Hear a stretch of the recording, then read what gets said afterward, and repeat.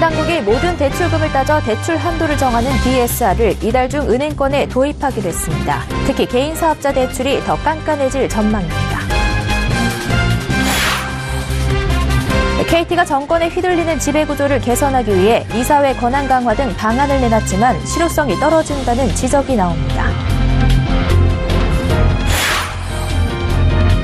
정부가 국내 기업 지배구조의 낙후성을 개선하기 위해 공시 의무를 강화하기로 했습니다. 자산 2조 원 이상 코스피 상장 기업은 내년부터 기업 지배구조를 공시해야 합니다. 금융위원회가 비대면 투자 일임 계약을 허용키로 했습니다. 투자를 인공지능이 담당하는 로보어드바이저 금융상품에 가입할 수 있게 됐습니다.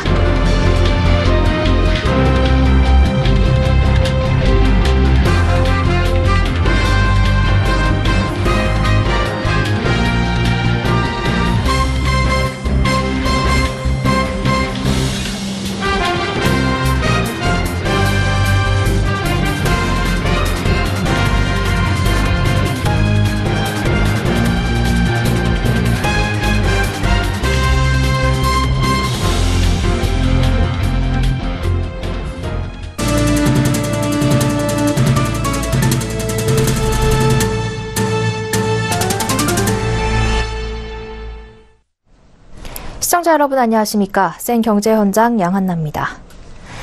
개인 대출 심사 때 1년간 갚아야 할 모든 원리금을 합쳐 상환 능력을 따지는 총체적 상환 능력 비율 DSR이 이달 중 은행권에 도입됩니다. 연체 금리는 내달부터 약정 금리의 최대 3%포인트를 더한 수준으로 인하됩니다. 앵커 리포트입니다.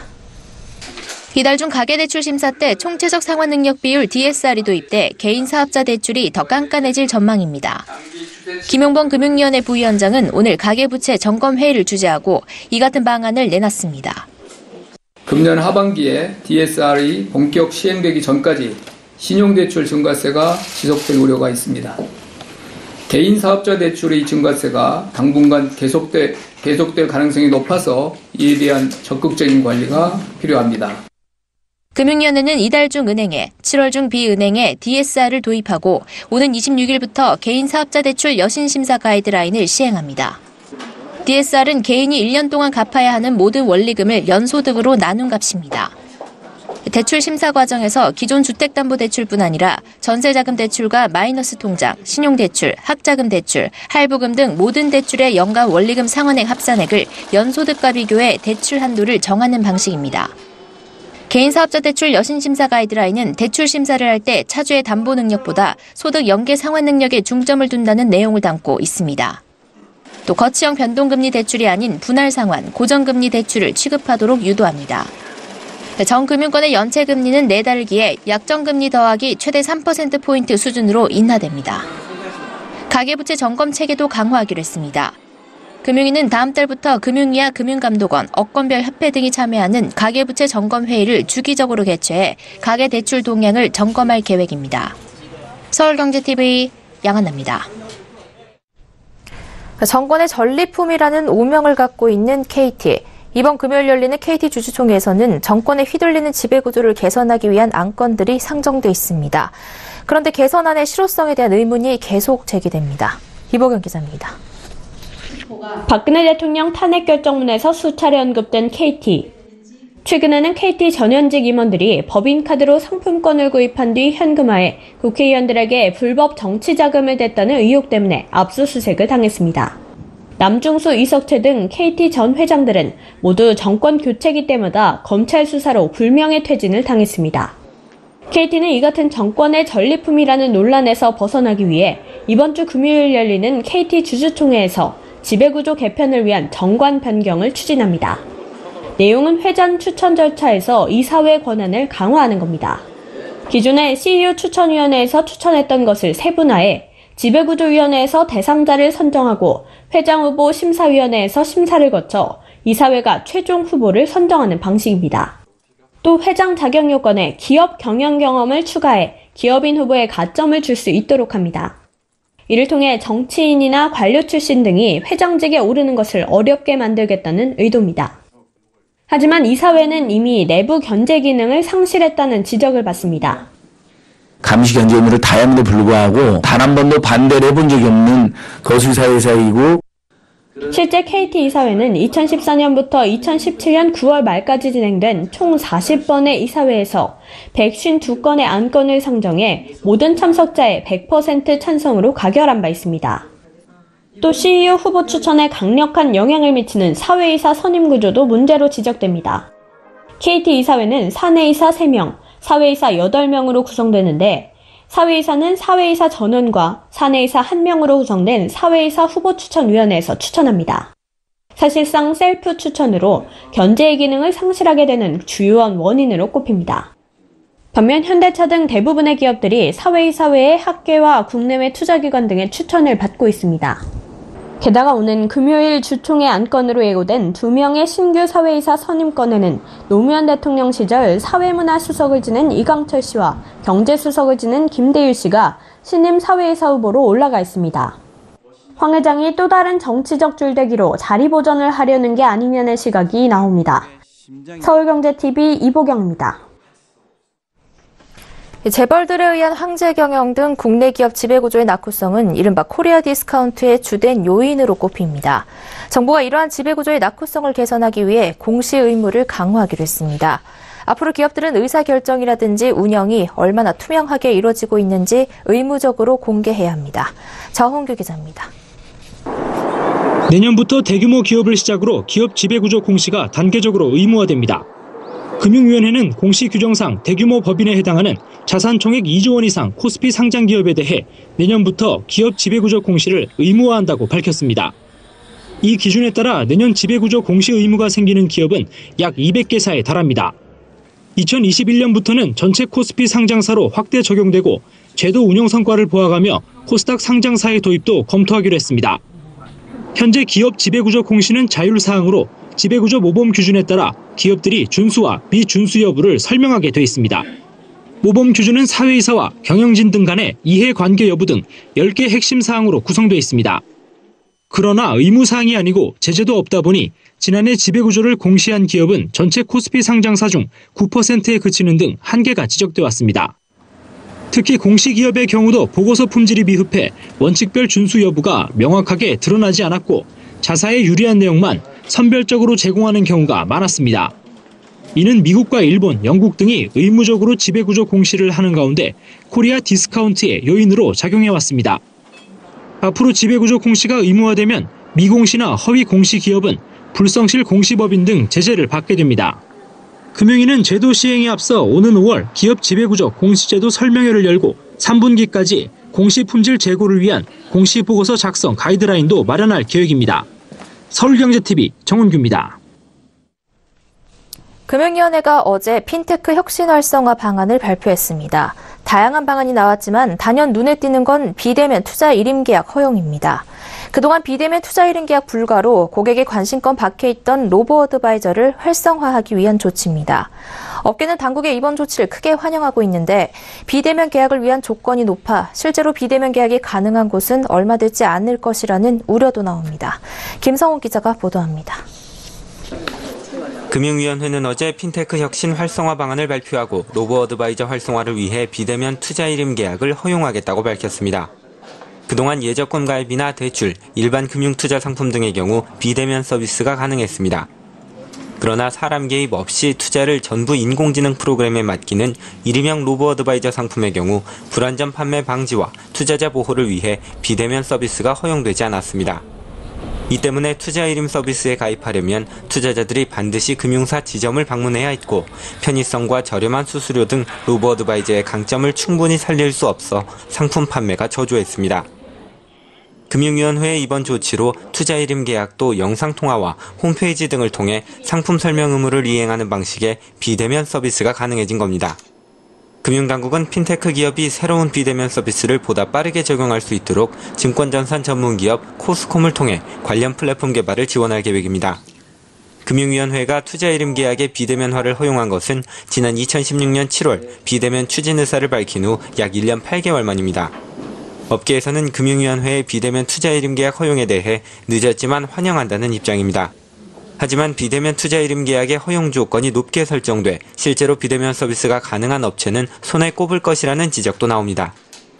금융위원회는 자본금이 40억 원 이상이며 2년 이상 트랙 레코드를 축적한 로보어드바이저를 활용하는 업체에 한해서만 비대면 이름 계약을 허용하기로 했습니다.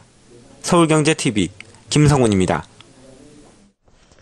미국 우버의 자율주행 차량이 현지 시간 18일 미국 애리조나주 피닉스 인근의 한 교차로에서 도로를 건너던 여성 보행자를 치어 숨지게 하는 사고가 발생했습니다. 자율주행차가 보행자를 치어 사망에 이르게 한 건 처음인데요.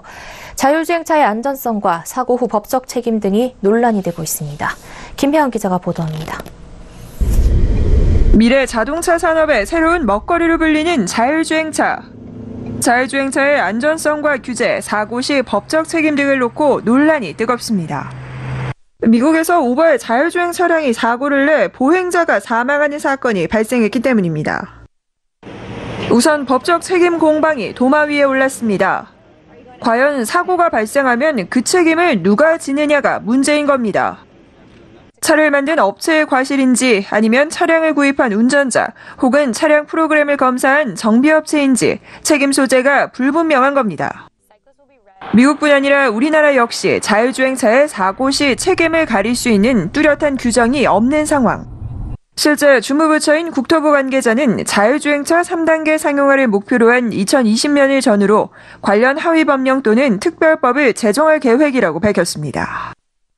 4차 산업혁명 시대 자동차 업계가 앞다퉈 개발 경쟁에 뛰어들며 다양한 업체들이 시험 운행에 열을 올리고 있는 상황인데 이를 두고 안전성도 논란거리입니다. 자율주행차가 교통사고를 획기적으로 줄일 것이라는 의견과 달리 오히려 불안전한 자율주행차 시범 운행의 위험을 경계하는 목소리가 커지고 있는 겁니다. 미국의 경우 주법에 따라 자율주행차 시범 운행이 진행되고 있고 한국의 경우 국토부의 임시운행 허가증을 받은 차량은 현재 시범 운행이 가능합니다. 새로운 기술이 개발되는 과정에 불가피한 진통이겠지만 자율주행차가 자칫 위험한 도로 위 흉기가 될 수 있다는 점을 간과해서는 안 된다는 지적입니다. 그러나 사고를 이유로 기술 발전을 막아서는 안 된다는 반론도 만만치 않습니다. 자율주행차 상용화가 머지않은 시대 현실로 나타날 것이 자명한 만큼 기술적 불안전성과 법적 미비점을 보완할 수 있는 선제적 대응이 필요한 시점입니다. 서울경제TV 김혜영입니다.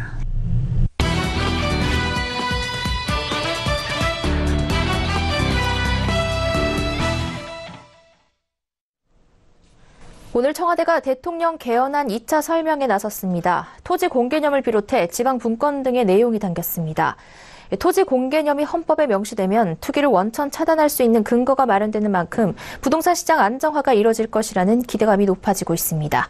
정창신 기자와 이야기 나눠보겠습니다. 정 기자, 우선 이 토지 공개념 어떤 것인지 개념 정의부터 도와주시죠. 네. 자, 이 토지 공개념은 이 개인이 토지를 소유하거나 처분할 때 이 공공의 이익을 위해서라면 국가가 이를 제한할 수 있도록 하는 겁니다. 소수가 과다하게 땅을 갖는 걸 막을 수 있을 뿐만 아니라 이 땅에 집을 지어 파는 등의 개발 사업으로 번 돈을 회수할 수도 있다는 뜻입니다. 사실 이런 개념은 우리 헌법에 명시되어 있긴 합니다. 헌법 제23조 3항엔 공공필요에 의한 재산권의 수용, 사용 또는 제한 및 그에 대한 보상은 법률로서 하되 정당한 보상을 지급하여야 한다고 돼 있고요. 또 122조에는 국가는 국민 모두의 생산 및 생활의 기반이 되는 국토의 효율적이고 균형 있는 이용, 또 개발과 보존을 위하여 법률이 정하는 바에 의해 그에 관한 필요한 제한과 의무를 과할 수 있다고 돼 있습니다. 오늘 발표한 대통령 개헌안은 토지의 공공성과 합리적 사용을 위해 필요한 경우에 한하여 특별한 제한을 하거나 의무를 부과할 수 있도록 이라는 문구를 추가했습니다. 헌법에 토지라는 단어를 구체적으로 넣어 공공이익을 위해 제한할 수 있도록 한 겁니다. 네, 그러니까 국가가 개인이 갖고 있는 토지의 소유 그리고 처분을 제한할 수 있다라는 건데요. 관련 제도로는 어떤 것들이 있을까요? 네, 사실 과거에도 토지 공개념이 도입된 적이 있습니다. 하지만 법률로만 이런 개념을 도입했고 헌법에는 토지 공개념이란 용어를 구체적으로 적시하지 않아 헌법 불합치 판정을 받았습니다. 우선 과거엔 토지 공개념 차원에서 토지 초과 이득세법이 있었는데요. 이 법은 집가 상승으로 얻은 이익의 최대 50%를 세금으로 환수하는 겁니다. 이 법이 제정된 때는 1989년인데요. 당시 땅 투기 문제가 심각하자 노태우 정부가 집가 안정을 위해 만든 겁니다. 하지만 땅값이 올라도 이걸 팔아야 돈이 되는 건데요. 미실현 이익에 대한 과세란 비판을 받으며 헌법 불합치 판정을 받았습니다. 결국 1998년 12월 이 법은 폐기됐습니다. 또 택지 소유 상한제도 있는데요. 이 법은 특별시나 광역시 내의 개인 택지 중 660제곱미터, 그러니까 200평을 초과한 땅에 부담금을 부과하는 겁니다. 소유 기간이 2년 이내인 경우 200평이 넘는 부분의 지가에 60%의 세금을 매겼는데요. 이 법은 사유 재산권을 과도하게 침해한다는 이유로 1989년 말 제정됐다 1998년 9월 폐기됐습니다. 이후 1999년에 위헌 판정도 받았습니다. 그런데 이 두 법이 폐기된 때를 돌이켜보면요. 이 1998년이죠. 이 IMF 국가 부도 사태로 부동산 가격이 폭락하고 국가 경제가 휘청이는 상황이었는데요.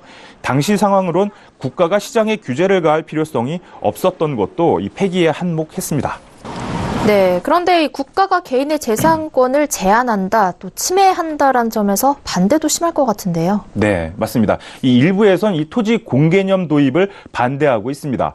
실제로 헌법자문특별위원회가 국민 의견 수렴을 위해 개설한 인터넷 홈페이지를 보니 이 토지 공개념 도입에 대해 반대하는 의견도 만만치 않았습니다.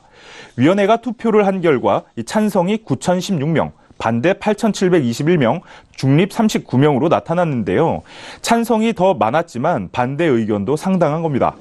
위원회는 소득 양극화, 불공정 거래 등 사회적 문제 심화, 또 토지의 공공적 성격 등을 감안해 경제 민주화 규정을 강화하고 토지 공개념을 명시해야 한다는 의견이 있는 반면에 또 현행 헌법 하에서도 규제와 조정이 충분히 이루어지고 있고 또 사회적 논란도 있을 수 있으므로 신중해야 한다는 의견이 있다고 설명했습니다. 이번 토지 공개념의 긍정적 효과로는 시세 차익을 노린 이 투기 세력이 판치는 것을 막을 수 있는 근거가 마련된 만큼 시정 안정과 또 더 나아가서 서민 주거 안정에 꼭 필요하다는 의견이 나옵니다. 최근 우리 부동산 시장은 일부 지역에서 수억 원씩 집값이 오르자 차익을 남기려는 수요가 청약에 뛰어드는 등 문제가 되고 있습니다. 또 투기 목적의 수요가 넘쳐날수록 집값 상승은 인근 지역으로까지 번져서 이 서민들의 내 집 마련은 더욱 어려워지고 있는 상황입니다. 여기에 젊은 층의 결혼 기피 현상의 주요 원인 중 하나가 이 수억 원에 달하는 집값을 마련하지 못하고 있기 때문이기도 합니다. 네, 부동산 투기 세력을 잡을 수 있다는 점에선 긍정적으로 보여지는데요. 이 토지 공개념이 담긴 대통령 개헌안이 오는 26일 발의될 예정인데 그 이후 일정들은 어떻게 됩니까? 네, 자, 우리 헌법 개정은 지난 1987년이 마지막이었습니다. 벌써 30년이 훌쩍 지났는데요. 예정대로 26일 대통령이 개헌안을 발의하면 20일 이상 개헌안 공고에 들어갑니다. 국민들이 내용을 꼼꼼히 살펴볼 수 있도록 시간을 주는 것이고요. 또 이후 국회 의결을 거쳐야 합니다. 국회 제적의원의 3분의 2 이상이 찬성해야 하는데요. 현재 국회의원 수가 293명이니까 196명 넘게 찬성표를 던져야 하는 겁니다. 의석수를 살펴보면 더불어민주당이 121명, 자유한국당이 116명, 바른미래당 30명 등입니다. 이 개헌안이 통과되려면 여당이 전원 동의한다고 가정했을 때 야당에서 최소 75명이 찬성해야 하는 겁니다. 만약 국회 문턱을 넘는다면 30일 이내에 국민투표를 거치게 되는데요. 6월 13일 지방선거가 있으니 같은 날 이뤄질 가능성도 있습니다.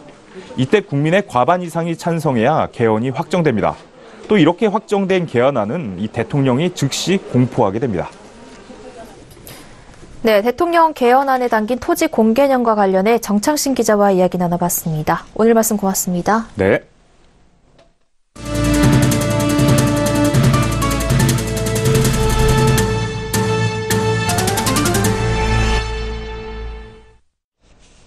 청와대가 오늘 지방분권형 개헌안을 내놓고 지방의 행정과 입법, 재정 권한을 대폭 강화하는 동시에 이를 견제할 주민의 실질적인 자치 권한도 헌법으로 보장했습니다.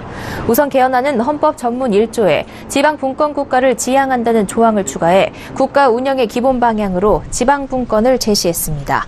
지방분권이 대한민국은 민주공화국이다라는 절대적 가치와 동일선상에 오르는 겁니다. 지방정부 구성에 자주권을 부여하는 차원에서 지방자치단체를 지방정부로, 지자체 집행기관을 지방행정부로 명칭을 각각 바꾸겠다는 내용도 담았습니다.